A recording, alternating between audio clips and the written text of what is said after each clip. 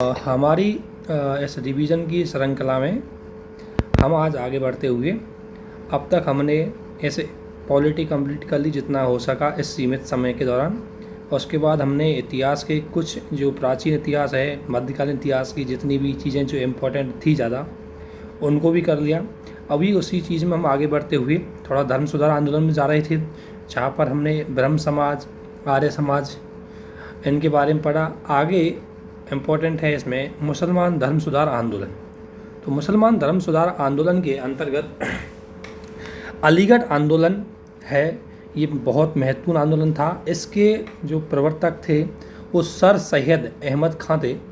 Sir Syed Ahmad खां ने इस आंदोलन के माध्यम से उसका मानना था कि देखो, अगर इस्लाम धर्मों के इस्लामी लोगों को अगर आगे बढ़ना है तो उन्हें अपनी शिक्षा में बदलाव करते हुए उन्होंने अंग्रेज़ी शिक्षा की बात की, ताकि अंग्रेज़ी शिक्षा लेकर के इनको क्या मिले, ब्रिटिश शासन के अधीन इनको रोज़गार मिल सके।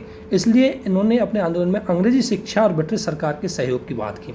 उसका रीज़न ये था, इनका मानना था कि जो 1857 की क्रांति हुई है, इस 1857 की क्रांति में जो बुरे बने हैं वो मुसलमान ज़्यादा बने अंग्रेज़ों के, और अंग्रेज़ों ने फिर मुसलमानों को टारगेट किया।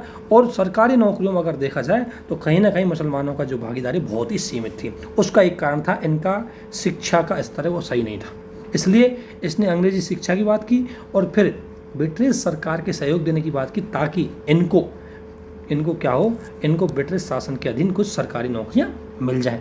इसलिए इसका उद्देश्य था कि मुसलमानों को अंग्रेज़ी शिक्षा दे करके उन्हें राजभक्त बना करके नौकरियों में अधिकाधिक आरक्षण प्राप्त किया जाए और उनको नौकरियां दिलाई जाए। ये इसका उद्देश्य था। यानी कि अंग्रेज़ी शिक्षा की बात करते थे, ये पश्चिमी शिक्षा की बात करते थे। इसका मतलब जो परंपरागत इस्लामी शिक्षा है उसमें सुधार की भी ये बात करते थे। इन्होंने आपको बताया इसके अलीगढ़ आंदोलन में सर सैयद अहमद के जो सहयोगी थे। हालांकि ये चीज़ जाने का, क्योंकि कई बार स्टेटमेंट आता है ना तो उसमें एक दो नाम और उठा लिए जाते हैं, क्योंकि अब सर सैयद अहमद खान का नाम तो हर कोई जानेगा अलीगढ़ आंदोलन में, लेकिन एक दो नाम ऐसे डाल देंगे जो अपन को याद नहीं रहेंगे। इसलिए हम थोड़ा सा इनके नामों को देख लेते हैं कि कौन कौन इस आंदोलन से जुड़े हुए। देखो, हम यहाँ आंदोलन पढ़ेंगे या सुधार पढ़ेंगे, उसमें 2-3 चीज़ें आपको देखनी है कि एक तो उसका स्टार्ट कौन ने किया, दूसरा उसका उद्देश्य क्या था, तीसरा उसकी कौन सा टाइमिंग थी वो, और चौथा आप देख सकते हो कि उसमें कौन कौन से लोग हैं वो जुड़े हुए थे। ये चीज़ आपको आंदोलनों के साथ जोड़नी है। तो इसमें अलीगढ़ आंदोलन में सर सैयद अहमद खान के सहयोगी में चिराग अली, नज़ीर अहमद, अल्ताफ़ हुसैन और मोहम्मद सिबली नामानी। देखो, अगर आपको नाम याद हो जाए तो भी ठीक है, अगर नहीं हो तो कम से कम इनको अच्छे से नज़र में रखो, ताकि आपको वहाँ ऑप्शन में देखें तो कुछ हद तक आपको याद आ जाए। एक सवाल आपको देखा होगा, अगर आप सवालों को देखो, मैं सवालों को कहाँ से बताता हूँ, ऐसा कहाँ से आता है, क्योंकि मैंने लास्ट ईयर के सवाल पढ़े यूपीएससी के और पीसीएस के। तो इसमें लास्ट ईयर के सवाल अगर आप देखोगे तो एक सवाल आता है पर्सनैलिटी का, कि एक फेमस व्यक्तित्व होता है जो ऐतिहासिक व्यक्तित्व होता है, जैसे इसमें जैसे गांधी जी, अम्बेडकर, नेहरू जी, तो ये बहुत ज़्यादा फेमस है, तो इनके सवाल तो डायरेक्ट पूछते नहीं। और कुछ ऐसे व्यक्तित्व होते हैं जिनके बारे में पूछ लेते हैं, जैसे एक बार यूपीएससी ने लाला लाजपत राय के बारे में पूछा है ना, इसी प्रकार।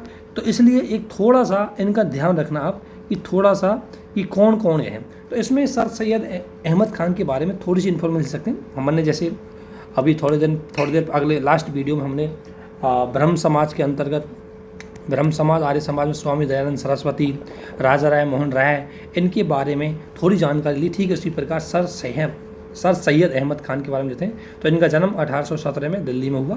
1839 में इनको ध्यान रखना है, ये ब्रिटिश शासन के अधीन सरकारी पद पर कार्यरत थे, इसलिए इनका पूरा ये था कि इस्लाम धर्म के जो लोग हैं वो शिक्षा पा करके ब्रिटिश शासन के अधीन रोजगार प्राप्त करके अपने जीवन और गुणवत्ता को सुधारें, है ना। तो इसलिए इसने 1839 में इसने तो खुद ने कर रखा था, कमिश्नरेट थी जो आगरा में है, उसके क्लर्क पर आए। बाद में इसका प्रमोशन होते होते ये न्यायिक सेवा तक पहुंच गए, यानी कि 1857 के विद्रोह के समय न्यायिक सेवा थे। और सर सैयद अहमद खान कंपनी के प्रति पूर्ण राजभक्ति रखते थे। इनके प्रयास अगर देखें तो इनकी एक पत्रिका थी बहुत फेमस, उसका नाम था तहजीब अल अखलाक। तहजीब उल अखलाक इसमें फारसी भाषा में थी, ये एक पत्रिका इनके द्वारा लिखी गई थी। दूसरी बात, 1864 में कलकत्ता में साइंटिफिक सोसाइटी की स्थापना भी इन्होंने की। ध्यान रखना, एक सवाल यूपीएससी में या पीसीएस में आप देखोगे तो सोसाइटी मतलब जो इंस्टीट्यूट हुई थी आधुनिक भारत के अंतर्गत जितनी भी संस्था हैं उनका निर्माण हुआ, उनके निर्माणकर्ता कौन थे या कब हुई हो, तो वो भी सवाल पूछ लिए जाते हैं, इसलिए थोड़ा सा देखना है हमें। तो एक तो थी इसके द्वारा पत्रिका, ये भी इंपॉर्टेंट हो जाती है क्योंकि पत्रिकाओं के सवाल पूछ लेते हैं। तहजीब उल अखलाक, नाम थोड़ा ध्यान रखना, फारसी में लिखी हुई है। दूसरा, 1864 में इन्होंने साइंटिफिक सोसाइटी की स्थापना कलकत्ता में की थी। 1864 में ही इन्होंने गाजीपुर जो यूपी में है अंग्रेजी शिक्षा को बढ़ावा देने के लिए एक स्कूल भी खोला। इतना ही नहीं, इनकी जो फेमस संस्था है वह 1875 में अलीगढ़ में मोहम्मडम एंग्लो ओरिएंट स्कूल की स्थापना की और यही आगे जाकर के अलीगढ़ मुस्लिम विश्वविद्यालय बना। जो एएमयू है उसकी स्थापना की मेन नींव है वो सर सैयद अहमद खान के द्वारा रखी गई थी, जिसका नाम था मोहम्मडम एंग्लो ओरिएंट स्कूल, जो 1878 में कॉलेज बन गया और बाद में यूनिवर्सिटी में कन्वर्ट हो गया। इतना ही नहीं, कांग्रेस के विरोध में जब 1885 में, आपको पता है ये कांग्रेस की स्थापना के बहुत विरोधी थे, उसके बिल्कुल समर्थक नहीं थे और इन्होंने बोला कि कांग्रेस कहीं ना कहीं, हालांकि इसके विचारों में थोड़ा सा विरोधाभास देखने को मिलेगा। सर सैयद अहमद खान जब अपने प्रारंभिक जीवन में थे 1857 से पहले, तो बहुत ज़्यादा हिंदू और मुसलमान की एकता की बात करते थे, लेकिन 1857 की क्रांति के बाद इनके विचारों में बदलाव आने लगा और ये फिर कट्टर, मतलब एक तरह से कहीं ना कहीं हम कह सकते हैं जो इसकी गलती इसमें भी नहीं थी क्योंकि उस टाइम परिस्थिति कुछ ऐसी हो गई, तो फिर इसने मुसलमान समर्थन की नीति ज़्यादा मुसलमान समर्थन की जो नीति है उसको ज़्यादा आगे बढ़ाया और इसका उद्देश्य था कि मुसलमान धर्म में सुधार किया जाए। ये अच्छी बात थी, इनके द्वारा बहुत अच्छा किया गया था, शिक्षा के माध्यम से सुधार की बात बोली गई थी। लेकिन बाद में कांग्रेस के विरोधी हो गए, उसमें कांग्रेस की नीति भी कुछ हद तक जिम्मेदार थी, वो हमारे लिए अभी जानना जरूरी नहीं क्योंकि वो मेंस के पॉइंट ऑफ व्यू से इंपॉर्टेंट है। तो कांग्रेस के विरोध में इन्होंने यूनाइटेड इंडियन पैट्रियाटिक एसोसिएशन की स्थापना की, जो पैट्रियाटिक सोसाइटी थी स्थापना अलग की थी, बाद में इन्होंने यूनाइटेड इंडियन पैट्रियाटिक एसोसिएशन की स्थापना 1888 में की। और प्री मुरीद प्रथा, ये इस्लाम धर्म के अंतर्गत प्रचलित थी, इसको इन्होंने क्या कर दिया, समाप्त करने का प्रयत्न किया। दास प्रथा को ये इस्लाम धर्म के विरोधी मानते थे और इन्होंने कुरान पर एक टीका लिखी, उसमें कुरान की इन्होंने एक व्याख्या अपनी लेवल पर ही की। तो इस तरीके से सर सैयद अहमद खान का भारतीय इतिहास के अंतर्गत धर्म सुधार आंदोलन में बहुत महत्वपूर्ण योगदान रहा इस्लाम धर्म के सुधार में। इसके बाद एक और इस्लाम धर्म सुधार आंदोलन था अहमदिया आंदोलन, जिसके 1889 में इसकी शुरुआत हुई। मिर्ज़ा गुलाम अहमद ने पंजाब में इसकी शुरुआत की। ये ज़िले का ये नाम याद है, ठीक है ना, ये पंजाब में चलाया था इसको सबसे पहले। और यह उदारवादी सिद्धांत, ध्यान रखना, ये इस्लाम धर्म के अंतर्गत एक बहुत उदारवादी सिद्धांतों पर आधारित एक धर्म सुधार आंदोलन था, जिसका उद्देश्य था कि इस्लाम के सच्चे स्वरूप जो पैगंबर मोहम्मद साहब के द्वारा जो स्थापित किया गया था उसको स्थापित किया जाए। मानव सेवा, सभी धर्मों में सहिष्णुता, सभी धर्मों का सम्मान करना, उस चीज़ पर ये बहुत ज़्यादा फोकस करते थे। और इन्होंने ही जिहाद का विरोध किया। बोला जिहाद का वास्तविक अर्थ के आधार पर इन्होंने वर्तमान में जो जिहाद चल रहा था उस टाइम तत्कालीन समय में, उसका इनके द्वारा विरोध किया गया था अहमदिया आंदोलन के द्वारा। और मिर्ज़ा गुलाम अहमद, इनकी पुस्तक का नाम था बहरीन अहमदिया इनकी पुस्तक का नाम था। और इसी पुस्तक में इन्होंने इस अहमदिया आंदोलन के लिए कुछ सिद्धांत दिए थे, जिसमें ये सिद्धांत थे कि उदारवादी सिद्धांतों को फॉलो किया जाए, जिहाद से बचो। इन्होंने बोला कि इस्लाम की जो मूल उद्देश्य है मानव सेवा, सहिष्णुता, उदारवादी सिद्धांत है, उनका पालन किया जाए। ऐसे चीज़ों पर इन्होंने अपनी इस पुस्तक में सिद्धांत दिए। बुक का नाम ज़रूर ध्यान रखना, बहरीन अहमदिया, क्योंकि जो मिर्ज़ा गुलाम अहमद है ये बहुत ज़्यादा फेमस पर्सनैलिटी रही थी इसलिए। और गुलाम अहमद ने स्वयं को पुनर्जागरण का ध्वजधारी, मसीहा और श्री कृष्ण का अवतार भी बोला। तो श्री कृष्ण का अवतार से आप अनुमान लगा सकते हो कि धार्मिक सहिष्णुता से संबंधित रखेगा, क्योंकि खुद इस्लाम होते हुए अगर श्री कृष्ण का अवतार घोषित कर रहा है तो कहीं ना कहीं उसके दूसरे धर्मों के प्रति भी सम्मान रखता था। वह दूसरे धर्मों के प्रति भी बहुत सम्मान रखता था। तो ये अहमदिया आंदोलन, अब आप देखो अहमदिया जो आंदोलन है, तो इसके बाद देवबंद आंदोलन देखोगे तो देवबंद आंदोलन जो इन दोनों ऊपर के दोनों आंदोलन इनके एकदम विरोधी हो जाता है। देवबंद आंदोलन कहीं ना कहीं रूढ़िवादी इस्लामी विचारधारा वाला था। इस आंदोलन के जो प्रणेता थे वो रशीद अहमद गंगोही, इनका नाम याद रह जाए, ये ज़्यादा फेमस है। देवबंद आंदोलन के बारे में बहुत ज़्यादा आता है। तो देवबंद आंदोलन में जो ये मोहम्मद कासिम ननोतवी और रशीद अहमद गंगोही, ये प्रमुख इस देवबंद आंदोलन के प्रवर्तक हैं। और देवबंद आंदोलन पुनर्जागरणवादी, यानी कि ये इस्लाम धर्म के जो उसी को बताएगा, इस्लाम धर्म में सुधार करने बजाय उसमें जो चीज़ थी उसी को बताएगा। तो इन्होंने क्या किया, कुरान और हदीस को शुद्ध, इन्होंने बोला जो शिक्षा है वो शिक्षा की विषय वस्तु कुरान और हदीस होनी चाहिए। और दूसरी बात, इन्होंने जिहाद की भावना को जीवित रखा। यानी कि अब आप अहमदिया आंदोलन के जस्ट अपोजिट इसको बोल सकते हैं। अहमदिया आंदोलन जो जिहाद का उल्लंघन, जिहाद को मानता नहीं था, है ना, वो, जबकि जो देवबंद आंदोलन ये रूढ़िवादी मुस्लिम विचारधारा का था।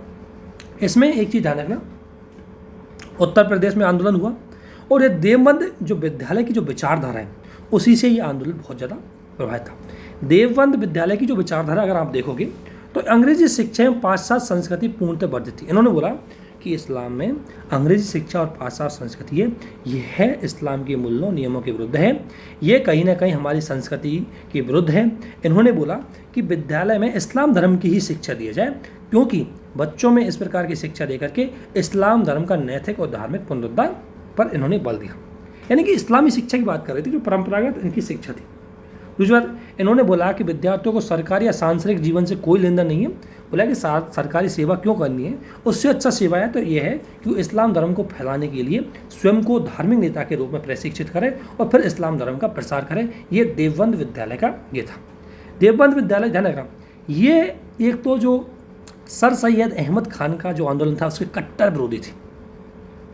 और जब सर सैयद अहमद आंदोलन है वो आपको बताया जब कांग्रेस का विरोधी था तो ये कांग्रेस के समर्थन थे। ये कांग्रेस की स्थापना का बहुत अच्छा स्वागत किया इन्होंने। और देवबंद ने सर सैयद अहमद द्वारा स्थापित संयुक्त भारतीय राजभक्ति सभा और मुस्लिम एंग्लो ओरिएंटल सभा, इन दोनों के विरुद्ध इन्होंने फतवा भी जारी किया।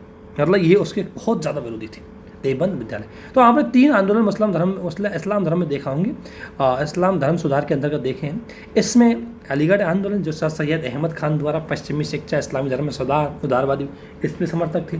इसने तहजीब उल अखलाक, इसके अलावा साइंटिफिक सोसाइटी, इसके अलावा इन्होंने गाजीपुर में अंग्रेजी शिक्षा, इसके अलावा 1875, ये मैं बार बार इसलिए रिवीजन करवा रहा हूँ ताकि आपको थोड़ा याद हो जाए। इसके बाद अहमदी आंदोलन है, ये मिर्ज़ा गुलाम अहमद के द्वारा चलाया गया था और इसमें आपको पता है ये पंजाब में चलाया गया और उदारवादी सिद्धांतों पर था। तो आप जान सकते हो कि उदारवादी सिद्धांतों पर ये जिहाद को भी नहीं मानेगा, सभी धर्मों में सम्मान के साथ देखेगा। और वही चीज़ है, देवबंद जस्ट एक रूढ़िवादी विचारधारा का था, तो इसको आप देख सकते हो देवबंद जो स्कूल की क्या विचारधारा। इसके अलावा 19वीं और 20वीं शताब्दी में जो ब्रिटिश शासन प्रणाली जो समाज में सुधार किए उनके भी सवाल बहुत ज़्यादा पूछे जाते हैं। जैसे सती प्रथा, सती प्रथा को रोकने के लिए लॉर्ड विलियम बेंटिंग के समय 1829 में सती प्रथा प्रतिषेध सती प्रथा प्रतिषेध एक्ट 1829 आया और इसके अंतर्गत सती प्रथा है उसको गैर कानूनी घोषित कर दिया। और उसमें सबसे ज़्यादा योगदान रहा राजा राममोहन राय का। और अकबर और पेशवाओं के टाइम पर भी उन्होंने बहुत ज़्यादा प्रयास किए, कुछ हद तक इसको सीमित करने की बात की, लेकिन वो टोटली इसको समापन नहीं कर पाए। Lord Cornwallis, Lord Minto, Lord Hastings, इन्होंने भी सती प्रथा को सीमित करने के प्रयत्न किए, लेकिन आखिरकार पूर्णतः इसको 1829 में बंगाल में बंद कर दिया और 1870 में इस ही कानून को बम्बई और मद्रास में लागू कर दिया। इस कानून के अंतर्गत ये बोला गया कि सती प्रथा है वो एक तरह की मानव हत्या है और न्यायालय द्वारा उसको दंड दिया जाएगा अगर किसी ने इस प्रकार का प्रयास किया तो। इसके बाद ठगी प्रथा उस टाइम और चलती थी, ठगी प्रथा। इसको लॉर्ड विलियम बेंटिंग के समय 1830 तक ठगों का दमन की प्रयास की नीति लॉर्ड विलियम बेंटिंग की थी और इसको दमन करने की बात की। इसके बाद शिशुवध है। शिशुवध हत्या को रोकने के लिए गवर्नर जॉन सोर और बेलेजली, विशेषकर पीसीएस में बहुत ज़्यादा इंपॉर्टेंट हो जाती है पार्ट, क्योंकि पीसीएस में सवाल इसी प्रकार के आते हैं। वो पूछ लेंगे कि शिशुवध को रोकने में मिलाने के लिए आ सकते हैं, यूपीएससी में आ सकते हैं, इसलिए आप इनको थोड़ा सा देख लेना। शिशुवध है, इसमें गवर्नर जनरल जॉन सोर और बेलेजली का योगदान था। नरबलि प्रथा को रोकने में लॉर्ड हार्डिंग का योगदान था और 1844-45 में उसने इसको समाप्त किया। दास प्रथा को रोकने में आपको बताया जनरल एलन बरो जो 1843 में इसको समाप्त किया। और विधवा विवाह की अगर बात करें, विधवा पुनर्विवाह की अगर मैं बात करूं तो 4 व्यक्तियों का सबसे ज़्यादा महत्वपूर्ण योगदान रहा। इसमें ईश्वर चंद्र विद्यासागर की बात करूं तो इन्होंने विधवा विवाह को मान्यता दिलवाने में बहुत ज़बरदस्त आंदोलन भी चलाया। और इसके बाद इन्हीं के प्रयासों के बाद लॉर्ड डलहौजी द्वारा 1856 में विधवा पुनर्विवाह अधिनियम 1856 पारित किया गया और इस अधिनियम के अंदर कहा कि विधवा पुनर्विवाह एक कानूनी विवाह होगा और इसके द्वारा जो संतान जन्म लेगी वो भी कानूनन संतान होगी। तो ईश्वर चंद्र विद्यासागर का इसमें योगदान रहा। इसके अलावा विधवा पुनर्विवाह के समर्थन में डी के कर्वे ने 1899 में पूना में विधवा आश्रम चलाया था। विधवा आश्रम आपको पता है कि जब किसी का पति मर जाता था तो विधवाओं की, जो हमारी परंपराओं के अनुसार विधवाओं की ज़िंदगी एक तरह से बहुत ही ज़्यादा पीड़ित हो जाती थी, तो उनको उनके घर से बाहर निकाल करके इस आश्रम में लाया जाता था ताकि उनको एक सम्मानपूर्ण ज़िंदगी जी दी जाए। तो इसलिए डी कर्वे ने इस आश्रम की स्थापना की। 1906 में बम्बई में प्रथम भारतीय महिला विश्वविद्यालय की स्थापना भी डी के कर्वे के द्वारा की गई थी। ये भी एक इम्पॉर्टेंट संस्था है, इसको भी आप ज़रूर याद रखें क्योंकि भारतीय महिला विश्वविद्यालय की स्थापना डी के कर्वे के द्वारा की गई थी 1906 में। इसके अलावा विधवा पुनर्विवाह का समर्थन में वीरेशलिंगम, ये भी महत्वपूर्ण था। दक्षिण भारत में इसने विधवा पुनर्विवाह का समर्थन किया। वीरेशलिंगम जो था, इन्होंने दक्षिण भारत में जो विधवा पुनर्विवाह है इसका समर्थन किया। और विष्णु शास्त्री पंडित है, आपको पता है ये भी बहुत महत्व था, इन्होंने 1850 में विधवा पुनर्विवाह सभा का गठन किया। तो जब भी कभी अगर विधवा पुनर्विवाह के समर्थन में आए तो 4 नाम आपको याद होने चाहिए। ईश्वर चंद्र विद्यासागर, हालांकि सबने समर्थन किया लेकिन चारों ने योगदान दिया। पर्सनली इन्होंने इस पे ज़्यादा फोकस किया। हालांकि ऐसे तो आपको पता है कि ब्रह्म समाज भी विधवा पुनर्विवाह का समर्थन करता था, आर्य समाज भी समर्थन करता था, लेकिन आर्य समाज है वो सीमित परिस्थितियों में इसकी अनुमति देता था, जबकि ब्रह्म समाज तो हर परिस्थिति में विधवा पुनर्विवाह की अनुमति देता था। 1856 में वही बात है, विधवा पुनर्विवाह अधिनियम आया तो ईश्वर चंद्र विद्यासागर का इसमें महत्वपूर्ण योगदान रहा। इसके अलावा अगर हम देखें आगे बाल विवाह को लेकर के, तो बाल विवाह को लेकर के भी बहुत एक्ट है वो ब्रिटिश शासन के दौरान पारित हुए। इसमें पहला एक्ट आया था civil marriage act. Civil marriage act के अंतर्गत अगर देखें तो गर्ल्स की जो न्यूनतम उम्र है वो 14 साल और बॉयज़ की जो न्यूनतम उम्र है वो 18 साल डिसाइड की कि 18 साल से कम उम्र का बच्चा और 14 साल से कम उम्र की अगर बच्चे का विवाह हुआ है तो जो उसमें जो बाल विवाह है उसकी सीमित कर दी और साथ ही इन्होंने बहुपत्नी प्रथा को भी इसी एक्ट के अंतर्गत समाप्त कर दिया। तो सिविल मैरिज एक्ट बहुत फेमस एक्ट था। 1872 में वॉरेन हेस्टिंग्स थे उस टाइम, उसके समय आया था।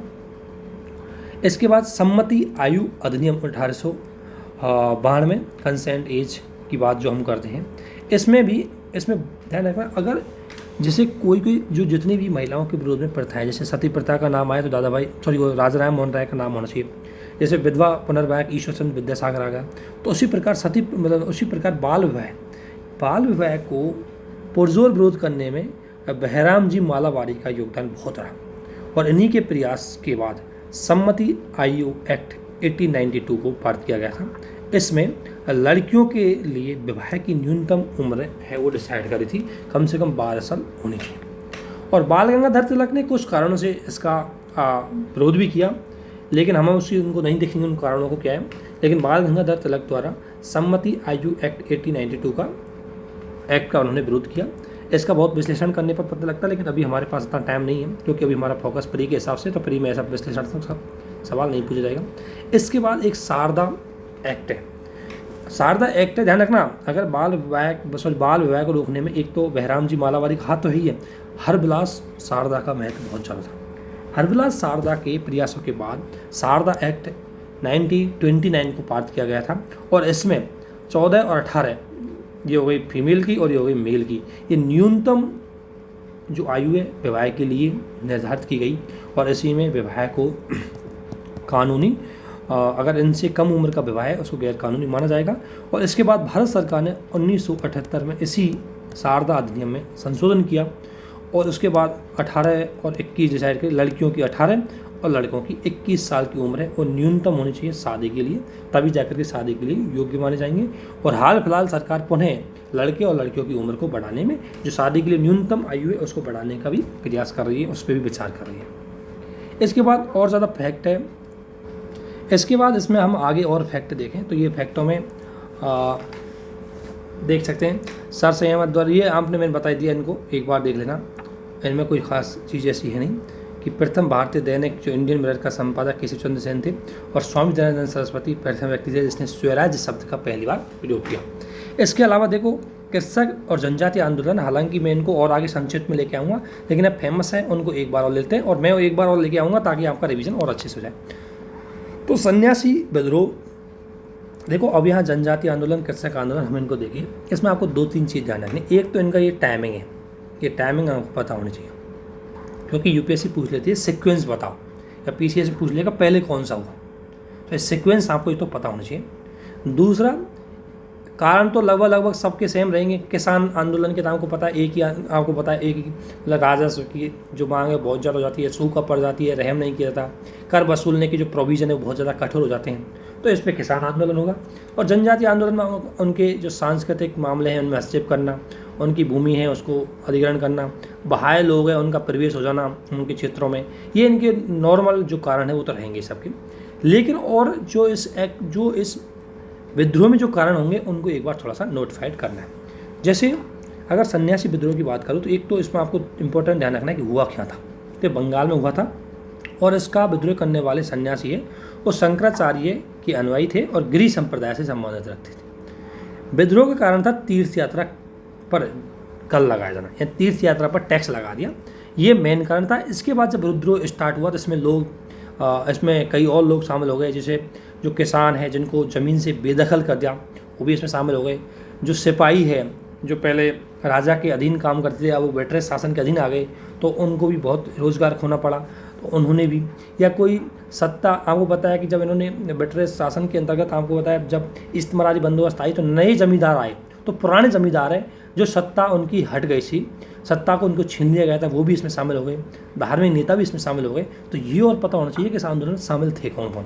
तो किसान भी थे इसमें, कहीं ऐसा आ जाए ना कि इसमें कहीं ना कहीं सन्यासी थे केवल, तो केवल सन्यासी नहीं थे, स्टार्ट जरूर सन्यासियों ने किया था, लेकिन बाद में इसमें किसान, सिपाही, जमींदार और धार्मिक नेता ये भी इसमें शामिल हो चुके थे। जमींदार कौन से? वो पुराने वाले परंपरागत जमींदार, नए जमींदारों को तो उन्होंने अधिकार दे ही दिए थे, और नया जमींदार वर्ग तो आपको पता है किसानों का अंग्रेजों का समर्थक वर्ग बन चुका था।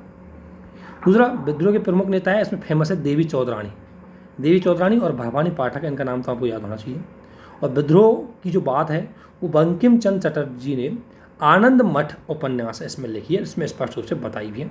और विद्रोह किसके टाइम पर हुआ? बोरिंग हेस्टिंग्स के टाइम पर हुआ, और बोरिंग हेस्टिंग्स ने विद्रोह को दबा दिया। काफ़ी लंबे टाइम तक चला, 1763 के लेकर के 1800 ईस्वी तक। तो ये सन्यासी विद्रोह ध्यान रखना। फ़कीर विद्रोह, ये इस्लाम धर्म के कुछ जो इस्लाम धर्म में थे, ये मुख्य रूप से कुछ घुमंतु जो इस्लामी लोग थे उनका विद्रोह था, बंगाल में हुआ था, इतना ध्यान आपको होना चाहिए, 1776-77 के बीच में। रंगपुर विद्रोह की मैं बात करूँ तो 1783 में, ये भी बंगाल में हुआ, और रीज़न वही था, भू राजस्व देना बंद कर दिया गया था विद्रोहियों के द्वारा, तो भू राजस्व की वृद्धि के कारण ये हुआ था। दीवान बेलारंपी विद्रोह है, ये त्रावणकोर के जो शासक थे उसको क्या है कि जब ज़बरदस्ती सहायक संधि इन्होंने थोप दी थी अंग्रेज़ों ने, किस पर? अब सहायक संधि के बारे में बताऊं तो सहायक संधि लॉर्ड वेलेस्ली लेके आए थे, 1799 में इसको लेके आए थे। और लॉर्ड अभी थोड़ा सा मैं सहायक संधि के बारे में बताता हूँ, इस पर फोकस कर लेना, फिर हम दीवान बेली विद्रोह पे आएंगे। तो सहायक संधि में सबसे जो चीज़ थी, सहायक संधि के अंतर्गत एक सबसे चीज़ है वो देखने को मिली, वो मैं बताता हूँ आपको। सबसे पहले सहायक संधि में एक तो इसको सहायक संधि लाने का जो श्रेय है, मतलब ब्रिटिश काल के अंतर्गत, हालांकि पहले भी लाई होगी, लेकिन ब्रिटिश काल के अंतर्गत जो लॉर्ड वेलेस्ली है वो लाए, 1799 में इन्होंने शुरुआत की। और इसका एक कारण था, इनके कई कारण थे। पहला एक तो कारण था कि एक तो स्थायित्व प्रदान किया जाए किसको? ब्रिटिश शासन को। दूसरा, जो फ्रांसीसी है, आपको पता है ऐसे टाइम नेपोलियन बहुत आगे बढ़ रहा था, तो ये सोच रहे थे कि नेपोलियन को भारतीय राजा इनके साथ गठबंधन ना कर ले, तो फ्रांसीसी जो गति बढ़ता फ्रांसीसी प्रभाव है उसको भी भारत में सीमित करने के लिए। तीसरा, इन्होंने इनका उद्देश्य था कि भारतीय जो शासक है उनको बाहर से और आंतरिक रूप से आपस में एक दूसरे से बिल्कुल अलगाव कर दे, इनको आइसोलेट कर दे, इनको मुख्य रूप से अकेला कर दे। तो इसलिए लॉर्ड वेलेस्ली इस नीति को लाए थे। इसमें कई प्रोविज़न थे। पहला प्रोविज़न था कि पहली बात, हर देशी रियासतों के बाद वहाँ पर जो इस सहायक संधि को मानेगा उस शासक के वहाँ पर एक तो इनका एक प्रतिनिधि रहेगा, ब्रिटेन का प्रतिनिधि रहेगा वहाँ पर। दूसरा, जो मतलब कंपनी का एक आदमी उसके अंदर रहेगा, उसके मतलब दरबार में रहेगा। दूसरा, इसकी जो सेना होगी वो सेना है उस पर कंट्रोल ब्रिटिश सरकार रखेगी, लेकिन वो उस पर पूरा मतलब ब्रिटिश सेना उसके अंदर मतलब ब्रिटिश सेना उस राज्य में रहेगी और उस ब्रिटिश सेना को जो खर्चा है वो मुख्य रूप से उस कंपनी मतलब उस राज्य वो देगा। ध्यान रखना, सेना वफादारी किसके प्रति हो जाएगी? कंपनी के प्रति, जबकि सेना को पैसा कहाँ से मिल रहा था? राजा से। ठीक है। तो और इसने बोला था कि कोई भी राज्य जो इस सहायक संधि पर हस्ताक्षर करेगा न तो वो भारत के किसी दूसरे राज्य से समझौता कर पाएगा और न ही वो किसी अंतर्राष्ट्रीय मतलब दूसरे बाहर राज्य से जैसे फ्रांस से या किसी और से वो समझौता नहीं कर पाएगा। इसमें एक विषय यह था कि हाँ, हम जिन जिन देशी रियासतों के साथ एग्रीमेंट करेंगे उनके आंतरिक मामलों में कोई हस्तक्षेप नहीं करेंगे। तो इन हालांकि इन्होंने खूब हस्तक्षेप किया, तो इस नीति के कारण कहीं ना कहीं जो इन्होंने भारतीय शासक है या भारतीय राजा है उनकी एक तरह से सारी शक्तियाँ छीन ली, उनसे सेना भी छीन ली, क्योंकि सेना का खर्चा तो देते थे लेकिन सेना वफादार नहीं के पूरी, और उनका एक तरह से इन्होंने पूरी तरह कठपुतली बना दिया। और इस तरीके से लॉर्ड वेलेस्ली की ये सहायक संधि है, इसको कई राजाओं ने मानने से विरोध कर दिया। तो त्रावणकोर के जो शासक है उसमें जब जबरदस्ती इसको थोपा गया तो वहीं के दीवान थे बेला रम्पी, इसने एक विद्रोह कर दिया और ये भी काफ़ी बड़ा विद्रोह रहा त्रावणकोर में। इसके बाद कच्छ विद्रोह, ये ज़्यादा इंपॉर्टेंट नहीं है। पागलपंथी विद्रोह को देखो, ये 1813 में 1831 तक चला, बंगाल में था। पागलपंथी एक अर्ध धर्म समुदाय था और ये कर्म टीपू मीर इसके नेतृत्व में थे और ये जमींदारों के विरोध में था। देखो आंदोलन दो व्यक्तियों के विरोध में होगा, या तो जमींदारों के विरोध में या ब्रिटिश कंपनी के विरोध में। अहोम आंदोलन की बात करें तो असम में था, 1828 से 1833 के बीच में चला। इसका कारण था कि अहोम प्रदेश, ध्यान रखना अहोम प्रदेश की अगर बात है तो अहोम प्रदेश असम में था। तो उसमें क्या है कि अंग्रेज़ों ने उस राज्य को अपने अधीन कर लिया, तो उसके विरोध में अहोम विद्रोह हो गया और पहले शांतिपूर्ण कंपनी के शांतिपूर्ण नीति इसके बाद कंपनी को इस विद्रोह के बाद एक शांतिपूर्ण नीति अपनानी पड़ी और उसके बाद ये क्षेत्र वापस असम के शासक को देना पड़ा। इसके बाद मैसूर विद्रोह की बात करें तो अंग्रेज़ों ने मैसूर पर ज़बरदस्त सहायक संधि थोपने के बाद वहाँ पर टैक्स बढ़ा दिया और बढ़ी हुई टैक्स की दर के विरुद्ध में यहाँ पर मैसूर में विद्रोह हुए। इसके बाद फरेजी विद्रोह, ये 1200 विद्रोह, इसका नेतृत्व टीटू मीर ने किया। ये भी वही आर्थिक कारणों से प्रभावित था। आर्थिक कारण क्या है कि टैक्स है वो ज़्यादा कर देंगे और इस टाइम अकाल पड़ जाएगा, तो इस तरीके से क्या हो जाएगा, विद्रोह है वो मतलब किसान कर नहीं चुका पाएंगे तो फिर क्या करेंगे, उसके विरुद्ध में विद्रोह ही करेंगे। क्योंकि विद्रोह इसलिए करेंगे कि जब अकाल आया तो उनको टैक्स कम करना चाहिए, लेकिन उनकी टैक्स वसूलने के तरीके भी बड़े जटिल थे। इसके बाद फरेजी आंदोलन है, ये भी बंगाल में हुआ और दादू मीर के नेतृत्व में हुआ और इसने जमींदारों की ज़बरदस्ती वसूली का प्रतिरोध करने के लिए किसानों को संगठित किया। और यहाँ ये आंदोलन है वो जमींदारों के साथ साथ अंग्रेज़ों के विरुद्ध में था और उसमें दादू मीर जो इसका नेतृत्व कर रहे थे उनका मानना था कि ये समस्त भूमि है ऊपर वाले अल्लाह मालिक की है, इसलिए इस पर जो अधिकार है वो सबका होना चाहिए और इसी आधार पर उन्होंने बोला कि किसानों का इस पर अधिकार होना चाहिए और अगर किसानों से जो ज़मीन है वो छीनी गई है उसका इसने विरोध किया। इसके बाद पालीगार विद्रोह 1799 से लेकर 1801 में हुआ। ये पालीगार विजयनगर साम्राज्य में थे, ध्यान रखना, और जंगलों को काटकर इन्हें स्वतंत्र राज्य काम कर लिया, लेकिन और ये हथियारबंद दस्ते में रहते थे और इन्होंने अंग्रेज़ों के विरुद्ध में विद्रोह कर दिया। पहले क्या था कि पहले विजयनगर साम्राज्य से जुड़े हुए थे, जब विजयनगर साम्राज्य का पतन होगा तो उन्होंने अपना छोटा मोटा राज्य है वो स्थापित किया, लेकिन बाद में अंग्रेज़ों ने उस पर हस्तक्षेप किया तो ये उनके अंग्रेज़ों के विरुद्ध में फिर उन्होंने विद्रोह कर दिया। पायक विद्रोह, पाए का विद्रोह आपको पता है ये बहुत फेमस विद्रोह था। पाए का अगर मैं बताऊंगा इसको मैं आगे और बताऊंगा, इस पाए का विद्रोह को जो फेमस विद्रोह है उनको एक बार और लेके आऊँगा। आप इसका टाइमिंग ध्यान रखना, 1817 से 1825 के बीच में हुआ था, उड़ीसा में हुआ था। ये रामोशी विद्रोह ये महाराष्ट्र में हुआ था यानी पश्चिमी घाट में, 1822 में हुआ था। और ये रामोशी क्या है, ये पश्चिमी घाट की एक आदिवासी या आदिम जनजाति है और इसने इस विद्रोह को अंग्रेज़ों के विरुद्ध किया। इसके बाद विद्रोह बहुत फेमस आता है जनजातियों के अंतर्गत, किसान के साथ साथ जनजाति विद्रोह भी हुए।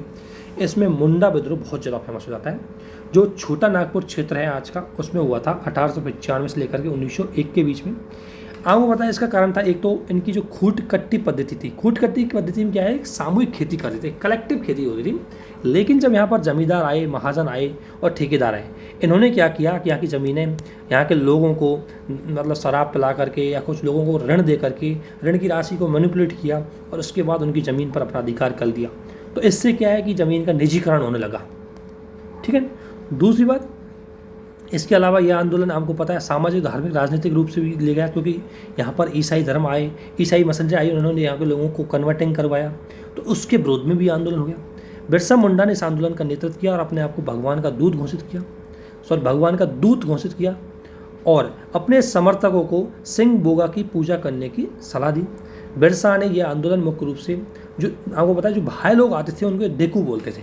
दो शब्द आपको इसमें पता होना चाहिए याद, एक तो खूंट कट्टी प्रथा और एक डेकू। डेकू इनका मतलब जो बाहर के लोग आते थे जनजातीय क्षेत्रों में, चाहे वो ठेकेदार हो, महाजन हो या ईसाई हो, इन सभी को क्या किया, इन्हें डेकू माना और इन्हीं के विरोध में इन्होंने क्या यह आंदोलन कर दिया। बिरसा मुंडा जाति का शासन स्थापित करना चाहते थे और इस आंदोलन में महिलाओं ने भी महत्वपूर्ण भूमिका निभाई और इसी विद्रोह को उल्गन विद्रोह कहते हैं। और ये उल्गन विद्रोह ही 2020 में यूपीएससी प्री में सवाल भी था। ये कौन सा विद्रोह है? उल्गुलन विद्रोह के नाम से जाना जाता है। उल्गुलन विद्रोह के नाम से जाना जाता है। तो ये विद्रोह था, ये मुंडा विद्रोह था। इसका एक नाम और है सरदारी लड़ाई, तो इसको भी ध्यान रखना, सरदार लड़ाई के नाम से जानता है। और बिरसा मुंडा को धरती आबा के नाम से भी जानते हैं, बिरसा मुंडा को। ये चीज़ आप ध्यान रखना। इसके बाद कोल विद्रोह की मैं बात करूं तो ये झारखंड राज्य में छोटा नागपुर क्षेत्र में हुआ था। यहाँ क्या कारण था कि आपको पता है कि यहाँ जनजाति है वो चावल से शराब बनाती थी और उस शराब पर अंग्रेजों ने क्या लगा दिया, टैक्स लगा दिया इसलिए। और साथ ही यहाँ के किसानों की ज़मीन छीन करके कंपनी ने यहाँ के जो जमींदार, मुस्लिम जमींदार और सिख लोग थे उनको दे दी। तो उनके विरुद्ध में यह आंदोलन हुआ था, कोल आंदोलन 1831-32 में। इसके अलावा खांसी विद्रोह की मैं बात करूं तो ये गारो खांसी जयंती है मेघालय में, उसमें हुआ था। विद्रोह का कारण वही था कि आपको पता है कि ये गारो खांसी क्षेत्र में ब्रिटेन ने वहाँ पर सड़क निर्माण करने की योजना चला रही थी, तो इनके जंगल वाले क्षेत्रों में उसमें हस्तक्षेप किया, तो उसके विरुद्ध में उन्होंने आंदोलन कर दिया, जिसमें तीरथ सिंह बारसाने ये प्रमुख नेतृत्व करता थे। खांसी विद्रोह 1828 से 1833 के बीच में हुआ। एक विद्रोह खोंड विद्रोह की मैं बात करूँ तो ये उड़ीसा में हुआ। इसका कारण क्या था कि एक तो कारण वही रहा, जितने भी जनजाति विद्रोह उनका एक तो कारण होगा भारी लोगों का आना, दूसरा इनके जनजातियों की जो अधिकार हैं, प्राकृतिक अधिकार उनको छीन लेना, तीसरा इनकी पारंपरिक जो इनकी परंपराएं हैं, सांस्कृतिक परंपराएं, उनमें हस्तक्षेप करना। तो इसी प्रकार खोंड जो जनजाति है उसकी एक प्रथा थी मौर्य प्रथा। मौर्य प्रथा पे क्या है, नदबाजी देते थे इनके किसी विशेष अवसर पर, तो इसको अंग्रेजों ने क्या कर दिया, प्रतिबंध कर दिया। तो उसके विरोध में इनको लगा कि ब्रिटिश कंपनी है या ईसाई है, ये इनके सांस्कृतिक मूल्यों को, सांस्कृतिक जो रीति रिवाज परंपराएं उनको दबा करके उन पर हस्तक्षेप करना, मतलब एक तरह से उनको नष्ट करना चाहते हैं। तो उसके विरोध में इन्होंने विद्रोह कर दिया।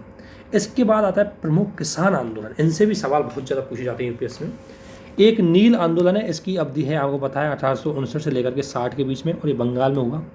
इस आंदोलन की पूरी कहानी क्या है कि बंगाल में जो काश्तकार थे वो चावल और अन्य फसलों की आराम से खेती करते थे और उसके बदले में जो बोरा जस बनता था उसको दे देते थे।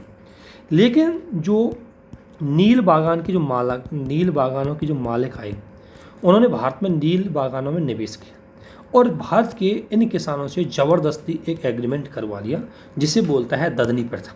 यानी कि नील उत्पादक है वो किसानों से छोटी मोटी अग्रिम एडवांस में रुपया दे करके उनसे ज़बरदस्ती एक अनुबंध करवा लिया और उस अनुबंध में ये लिखवा लिया कि आपको इतने दिनों तक, इतने साल तक नील की खेती करनी होगी, उसके बदले में आपको इतना मिलेगा। तो इसके विरोध में जो ज़बरदस्ती करवाया था, किसानों को बाध्य किया गया था, तो इसके विरोध में ये विद्रोह हुआ। विद्रोह में दिगंबर विश्वास और विष्णु विश्वास यानी विश्वास बंधुओं ने नील आंदोलन का नेतृत्व किया और यह आंदोलन है बंगाल के नदिया जिले के गोविंदपुर गांव से शुरुआत हुआ, बाद में फैल गया और यह आंदोलन सफल भी रहा। इस आंदोलन की सफलता का एक कारण क्या था कि इसके जो किसान थे वो बहुत ही ज़्यादा एकजुट थे, अनुशासित थे, संगठित थे। और आंदोलन में सबसे बड़ी बात सफलता का कारण था कि इसमें बुद्धिजीवी हैं उनका समर्थक मिल गया, जिसमें आपको ध्यान रखना है हरीशचंद्र मुखर्जी का हिंदू पैट्रियट नाम की जो उसकी एक तरह से वो थी, एक तरह से न्यूज़पेपर था इनका, मतलब इनकी जो प्रकाशिका थी, इसके माध्यम से इसने इस आंदोलन को और आगे मजबूत बनाया। और इसके अलावा दीन बंधु मित्र की नील दर्पण है, इसने भी इस नील दर्पण के माध्यम से किसानों को क्या कर दिया, उन पर होने वाले जो अत्याचार हैं उन अत्याचारों को दिखाया। अब आपको पता है जब खबर न्यूज़ एक तरह से सोशल मीडिया के रूप में उन्होंने काम किया उस टाइम के लिए। और आंदोलन में ईसाई मिशनरियों का भी समर्थन इन आंदोलन को मिल गया था बाद में। तो इसके बाद नील आंदोलन सफल रहा। इसके बाद ब्रिटेन सरकार को 1860 में एक नील आंदोलन की समस्या का समाधान करने के लिए सीटोन कार की अध्यक्षता में एक आयोग का गठन भी करना पड़ा। और इसके बाद इस आयोग ने रिपोर्ट दी कि हाँ, किसानों का शोषण हुआ है। और इसके बाद 1860 में कंपनी ने एक जो सरकार है उसने एक नोटिफिकेशन जारी किया ब्रिटिश सरकार ने, और बोला कि ज़बरदस्ती नील की खेती नहीं कराई जाएगी। तो इस प्रकार इस आंदोलन भी रहा था। तो दिगंबर बिश्वास जो दोनों भाई थे उनके नेतृत्व में, विश्वास बंधुओं के नेतृत्व में इसको हुआ था। और इसमें दो ध्यान रखना, हरिश्चंद्र मुखर्जी की हिंदू पैट्रियट और दीनबंधु मित्र की नील दर्पण, इनको जरूर ध्यान रखना। इसके बाद आता है पावना विद्रोह। ये 1873 से 76 के बीच मुख्य रूप से बंगाल में हुआ।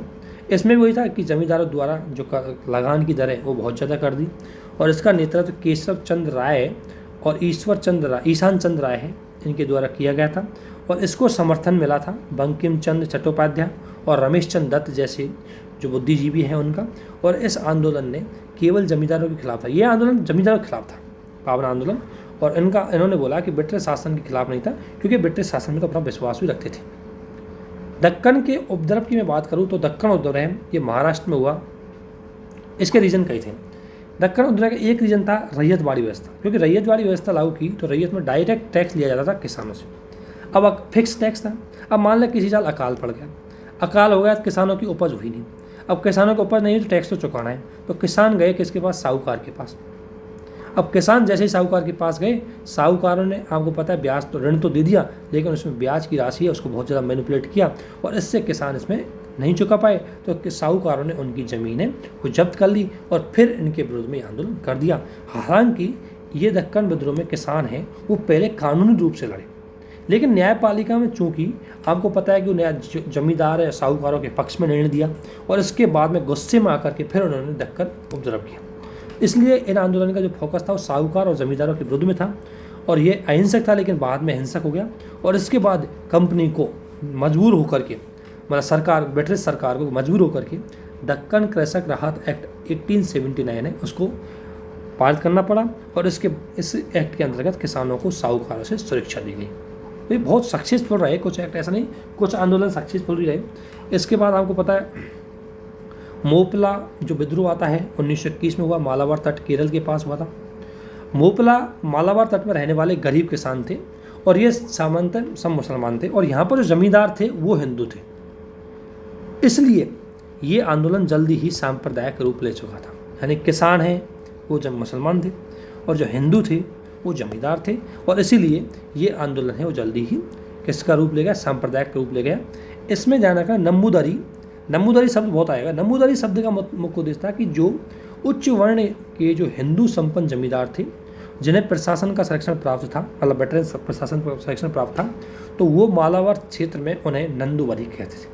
तो नंदुवरी कौन थे? नंदुवरी कुछ नहीं, हिंदू संपन्न जमींदार थे। कारण तो मैंने बता दिया कि नंदुवरियों के द्वारा इन गरीब मोपलाओं का अत्याचार किया गया था, और अंग्रेज सरकार की खिलाफत नीतियों के विरुद्ध में इन्होंने आंदोलन किया। शुरू में इसको महात्मा गांधी और मौलाना अबुल कलाम आज़ाद और शौकत अली का समर्थन मिला, लेकिन जैसे ही हिंसक हुआ गांधी जी ने इसका साथ तो छोड़ दिया, साथ में सांप्रदायिक रूप भी ले गया। ठीक है ना। इसके बाद आता एका आंदोलन। एका आंदोलन आपको पता है यूपी में हुआ, और कारण तो ही था कि लगान बहुत ज़्यादा थे, गैर कानूनी रूप से खेत को छीना जा रहा था। तो इसको यूपीपीसीएस की दृष्टि देख लेना, इसमें कौन कौन से शासक थे? तो हरदोई, बहराइच, सुल्तानपुर, बाराबांकी और सीतापुर, ये तो जगह थी जहाँ पर ये आंदोलन है इसने अपनी जगह बनाई। और इसमें जो नेतृत्व करता थे उसमें थे मदारी पासी और सहरेन। ये लोग थे जिन्होंने इस आंदोलन का नेतृत्व किया, और ये 1921-22 में हुआ था अवध में। इसके बाद अगर संयुक्त प्रांत किसान आंदोलन की बात करूं तो 1920-22 में संयुक्त प्रांत में हुआ।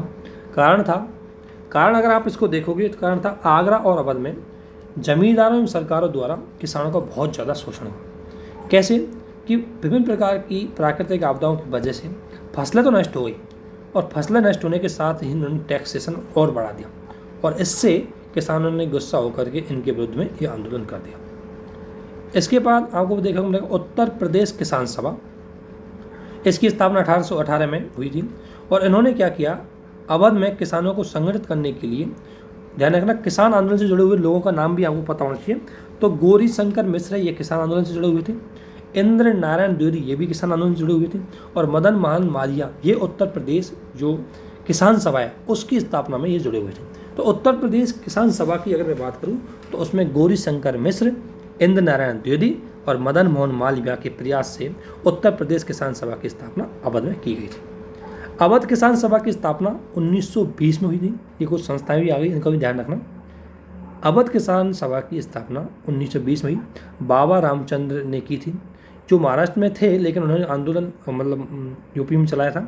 इसमें यह था कि जिनको किसानों को ज़मीन से बेदखल कर दिया गया है या जिन पे बेकारी कराई जा रही है उनके विरुद्ध में मतलब उनको रोकने के लिए काम करती थी, ठीक है ना। और इन्होंने बोला कि नियमों का पालन नहीं करे किसान, अगर कोई नियमों का पालन नहीं करने वाले किसानों को सामाजिक बहिष्कार करने तथा विवादों को, इसमें क्या काम था, देखो इनके कुछ नियम थे कि टैक्सेशन नहीं देंगे, ज़मीन से बेदखल नहीं होंगे, बेगार नहीं होंगे, और अगर कोई किसान डर में मान लें इन चीज़ों को फॉलो नहीं करता और अंग्रेज़ों का समर्थन कर देता तो उसको इस सामाजिक रूप से बहिष्कृत कर देते। साथ ही अवध किसान सभा ने कहा कि तुम अपने विवादों को वहाँ न्यायालय में जाने से अच्छा है कि पंचायत में सुलझाओ, क्यों न्यायालय में जाकर, क्योंकि न्यायालय में तुम्हें कुछ नहीं मिलने वाला इसलिए। और यही जो बाद में यही कन्वर्ट हुआ आंदोलन में, इसने यही था कि यह अहिंसक था। इसमें वही बात है जो मैंने बोली थी कि शांतिपूर्ण बैठक करो, सामाजिक बहिष्कार करो, बेदखल ज़मीन है उसको जोतो मत, आपसी विवादों को सुलझाओ, है ना। तो इसलिए ये आंदोलन बहुत ही रहा, ये किसान सभा, अवध किसान सभा बहुत महत्व रही। इसके बाद आता है बारदौली सत्याग्रह, हाँ ना। तो बारदौली सत्याग्रह की अगर मैं बात करूँ तो यहाँ को पता है कि इसमें 1926 में जो सरकार है उसने बारदौली क्षेत्र में, ये थोड़ा गलत लिखा हुआ है, बारदौली क्षेत्र में जो टैक्सेशन है उसको बढ़ा करके 30% कर दिया था, जबकि यहाँ पर जो प्राकृतिक आपदा है इसलिए मतलब जो प्रोडक्शन है बिल्कुल कम हुआ। तो उन्होंने बोला कि भाई दूसरी ओर क्या हुआ कि प्रोडक्शन हुआ, साथ में कपास है उसके मूल्यों में भी गिरावट आई, जिससे किसानों को कोई फायदा नहीं हुआ। इससे किसान हैं वो गुस्से में हो गए कि एक और तो उनको प्राइस नहीं मिल रही और दूसरी बार टैक्सेशन ज़्यादा लिया है। तो इससे बाध्य होकर के जो मुख्य रूप से जब, क्योंकि इसमें वो कह रहा था ये हो रहा था कि जब इन्होंने क्या हुआ, कपास बोते थे यहाँ पर मुख्य रूप से, अब कपास है उसकी प्राइस बहुत कम हो गई थी और टैक्स बहुत ज़्यादा हो गया, टैक्स की रेट 30% तक कर दी थी। इसके परिणाम स्वरूप हुआ क्या था कि ये किसान मजबूर हो गए क्योंकि ये चुका नहीं पा रहे थे। तो फिर इन्होंने महाजनों साहूकार से ऋण लिया होगा और मजबूरी में उनको अपनी ज़मीन बेचनी पड़ी। तो इसलिए इसके विरुद्ध में आंदोलन हुआ। इसका नेतृत्व है वो सरदार वल्लभ भाई पटेल ने किया। और इसमें सरदार वल्लभ भाई पटेल ने क्या किया कि पूरे आंदोलन क्षेत्र को 13 शिविरों में बांट दिया और हर शिविर में एक एक नेता है, अनुभवी नेता है, उसको लगा दिया और उस अनुभवी नेता को पूरी जिम्मेदारी सौंप दी किस तरीके से इस आंदोलन को स्टार्ट करना है। इसके अलावा इसमें एक प्रकाशन विभाग है, उसकी भी स्थापना की, जिसने सत्याग्रह पत्रिका का प्रकाशन किया। और चोरी से राजस्व चुका, इसमें यह था कि देखो तुम राजस्व नहीं चुकाओगे, सरकार की प्रतिक्रिया है, मतलब सरकार है उसके विरुद्ध में कार्रवाई करोगे। इन दो चीज़ों पर ध्यान रखने के लिए इन्होंने खुफिया तंत्र बनाया। एक खुफिया तंत्र का दो काम थे, एक तो सरकार की प्रतिक्रिया को देखा कि सरकार हमारे विरुद्ध में क्या करे, और दूसरा हमारी बात न मान करके सरकार का पक्ष कौन कौन से लोग ले रहे हैं उनको। अगर कोई पता लग जाता कि ये व्यक्ति या किसान सरकार का पक्ष ले रहा है तो उसको समाज से बहिष्कृत कर देते थे, है ना। और इसमें बौद्धिक चीज़ों का समर्थन तो मिला ही था, आपको पता है। तो ये आंदोलन है वो काफ़ी हो रहा। इसके अलावा जन समर्थन अगर देखें तो इस आंदोलन में महिला और पुरुष दोनों को ने भागीदारी निभाई। इस आंदोलन रियल हड़तालें तक भी हुई। जांच कमेटी बैठी बाद में, और जांच कमेटी जो ब्लीमफील्ड और मैक्स बेल समिति का गठन किया गया था, ध्यान रखना। ये और आते कभी कभी मैक्स बेल समिति का गठन किससे संबंध है, तो मैक्स बेल समिति है वो किसान आंदोलन से संबंधित है। तो मैक्स बेल समिति का गठन किया और इसने अपनी रिपोर्ट में बोला कि 30% जो राजस्व की वृद्धि है वो अनुचित है और उसको घटा करके इसने 6% कर दिया। इसका मतलब बारदौली आंदोलन भी सफल रहा। इस आंदोलन में महिलाओं ने भी भाग लिया। कस्तूरबा गांधी, मणिबेन पटेल, शारदा बहन, मीठू बहन, शारदा मेहता, ये प्रमुख महिला थी जिन्होंने इस आंदोलन में भाग लिया। और इसी आंदोलन के बाद सरदार वल्लभ भाई पटेल को सरदार की उपाधि महिलाओं ने दी। इसके बाद अखिल भारतीय स्तर पर कुछ किसान संगठनों को देखें तो बिहार किसान सभा की स्थापना 1927 में हुई, स्वामी सहजानंद सरस्वती के द्वारा की गई थी। और आंध्र प्रांतीय जो किसान सभा है इसकी स्थापना 1928 में NG रंगा ने की। फिर इन दोनों ने मिलकर के ही अखिल भारतीय किसान सभा की स्थापना 1936 में की, जिसका अध्यक्ष है अगर देखें तो इसके अध्यक्ष स्वामी सहजानंद सरस्वती थे और महासचिव है वो NG रंका थे। बाद में जवाहरलाल नेहरू जी भी अखिल भारतीय किसान सभा से शामिल हुए और 1 सितंबर 1936 को इन्होंने किसान दिवस मनाने का निर्णय लिया और यही है पहला भारतीय किसान स्कूल खोला इन्होंने गुंटूर जिले में 1938 में इसी अखिल भारतीय किसान सभा के प्रयास से। तो ये किसान आंदोलन है। इसके बाद आते हैं निम्न जाति आंदोलन। अगर मैं निम्न जाति आंदोलन की मैं बात करूं तो निम्न जाति आंदोलन में एक है सत्यशोधक समाज। सत्यशोधक समाज है वो निम्न जाति सुधार आंदोलन में महत्वपूर्ण भूमिका निभाता है। इसको स्थापना सत्यशोधक समाज की स्थापना 1873 में बम्बई में ज्योतिबा फुले के द्वारा की गई थी। इसका उद्देश्य था कि जो ब्राह्मणवादी जो आडंबर हैं और उनके लिए जो विशेष अधिकार हैं उनसे निम्न जातियों को बचाना और निम्न जातियों को उनके अधिकार दिलाना। सामाजिक सेवा, स्त्री और निम्न जातियों के अधिकारों की इन्होंने बात की और संस्कृत हिंदुत्व का विरोध किया, यानी कि संस्कृत सर्वोच्च नहीं है, वो संस्कृत है वो सभी के लिए है और संस्कृत में मतलब और साथ ही लोगों को विभिन्न प्रकार से इन्होंने शिक्षा देने की शिक्षा दी, शिक्षा के माध्यम से उनको आगे बढ़ाने का प्रयास किया और संस्कृत हिंदुत्व का विरोध किया। संस्कृत हिंदुत्व मतलब वही ब्राह्मणवादी जो कट्टरता थी या कठोरता थी उसको लेकर के। इसके अलावा इसमें जुड़े हुए ये इंपॉर्टेंट चीज़ होता है कि सत्यशोधक समाज से जुड़े हुए कौन कौन थे। तो केशव राय जेठे और दिनकर राय ने पूना में भी इस समाज का नेतृत्व किया और इन्होंने अंग्रेजी राज और कांग्रेस दोनों के विरुद्ध हुआ। इसी कारण से ये समाज, क्योंकि रीजन क्या है कि अंग्रेजी समाज है वो भी निम्न जातियों के लिए उस टाइम अंग्रेजी जो शासन है वो भी ज़्यादा काम कर रहा नहीं रहता और कांग्रेस ने तो समर्थन किया नहीं था शुरू में निम्न जातियों के उद्धार के लिए, तो ये थोड़े से उनके विरोधी हो गए थे। ज्योतिबा फुले की पुस्तक है गुलामगिरी, बहुत फेमस पुस्तक है यानी गुलामगिरी, और एक है सार्वजनिक सत्य धर्म पुस्तक।